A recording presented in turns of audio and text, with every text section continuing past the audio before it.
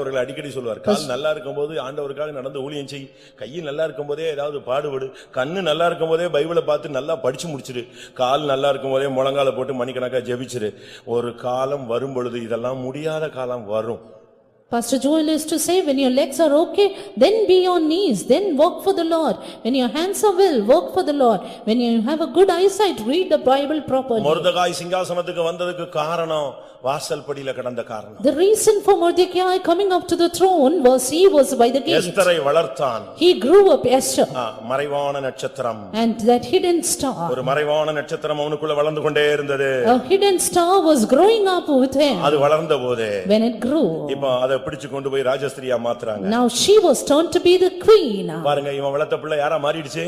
Look, the daughter whom she brought up. அது சிங்காசனத்துக்கு போயிடுச்சு. It went to the throne. ராஜஸ்திரியா மாறிடுச்சு. And it became a queen. ஆனாலும் இவனுடைய அந்த ஆத்தும பாரம் அழிஞ்சு போகாது. But still his burden for souls. எஸ்தரை கூப்பிட்டு சொன்னான்.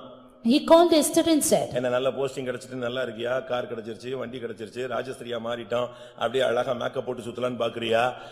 Are you satisfied? நியாய தீர்ப்புன்னு வந்துச்சுன்னா யாருக்கும் சேர்ந்து உண்டு, உனக்கும் உண்டு. Are you satisfied with your position and dignity and status? But if judgment comes, you will surely have to face it. Car கொடுப்பாரு, பணம் கொடுப்பாரு, அள்ளி கொடுப்பாரு, கொடுக்கிற தெய்வம் குறைய பிச்சிட்டு கொடுப்பாரு, உன் வீட்டுல வைக்க முடியாத அளவுல இடமில்லாமல் போக மட்டும் கொடுப்பாரு. கடைசில ஒண்ணே ஒண்ணு கேட்பாரு, இதுக்கெல்லாம் அக்கவுண்ட் கொடுத்திருப்பான்னு கேட்பாரு. God who gives will give you to the room full. God who gives will rend the heavens and give you, but finally will ask the account of it. அவன் ஜனத்தின் நன்மைக்காக பேசின மனுஷன். He spoke for the good of his people. தண்ணி குடிக்காம கிடமா. He would not be without water. Esther சொன்னா நீயும் fasting போடு. He said you also be fasting. நானும் ஃபாஸ்டிங் போடுறேன், என் தாதிமாரும் ஃபாஸ்டிங் போடுறோம், நீயும் ஃபாஸ்டிங் போடு, எல்லாரும் ஃபாஸ்டிங் போடுவோம். He said I and the concubines and you also should be in fasting. இவங்க போட்டதான உபவாசம் யாருக்காக? And for whom was that fasting? தன்னுடைய சொந்த புருஷனுடைய ரட்சிப்புக்கா? Was it for his own husband's தங்க பிள்ளைங்க நல்லா படிச்சு நல்ல mark எடுக்கணும்ங்கிறதுக்கா? Was it for the children for good marks? தங்க பிள்ளைகள் எல்லாம் நல்ல ஸ்டாண்டர்ட்ல வாழ்க்கையில நிக்கணும், சபையில சாட்சியா நிக்கணும்னு ஆசைப்பட்டாங்களா? Was it for the good testimony and standard of their children? இல்ல. No. எங்கள் ஜனங்கள் அழிய கூடாது. But my people should not perish. Esther சொல்றா, என் ஜீவனுக்கு பதிலாக என் ஜனங்கள் எனக்கு தரப்பட வேண்டும். Esther said my people for my life. என் மன்றாட்டுக்கு என் ஜனங்கள் தேவை.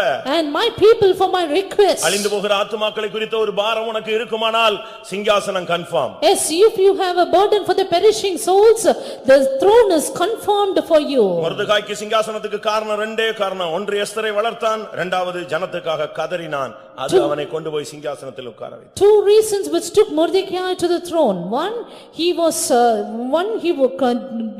burdened for the எஸ்தரை வளர்த்தான். He grew up Esther, and secondly his burden for perishing souls. அதுதான் ரொம்ப முக்கியம். That is very important. ஆத்துமாக்களை குறித்து உனக்கு ஒரு பாரம் இருக்கணும். Yes, you need to have a burden for the souls. ஜனம் அழிகிறதேங்கற ஒரு வேதனை இருக்கணும். A burden, my people perish. உன் பிள்ளைக்குன்னா அழுகுற, அடுத்தவன் பிள்ளைக்கு நீ சேர்ந்து அழணும். You cry for your own children, but you cry for others also. ஊராம் பிள்ளையை ஊட்டி வளர்த்தா உன் பிள்ளை தானா வளரணும் தமிழ்ல சொல்லுவாங்க. In Tamil there is a proverb, if you feed other children, your children will grow. அப்படிதானே?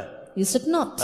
நீ உனக்காக நீ சிநேகிதருக்காக ஜெபம் பண்ணா உனக்கும் சிறையிருப்பிலிருந்து விடுதலை கிடைக்கும்னு பைபிள் சொல்லுது. Pray for your friends and your captivity will be removed, says the Bible. அழிந்து போகிற ஜனங்களுக்காக நீ ஜெபித்தால் உன் குடும்பத்தில் இருக்கிற அழிந்து போகிற எல்லாரையும் கர்த்தர் ரட்சிப்பார். Pray for perishing people, God will save the people in your family.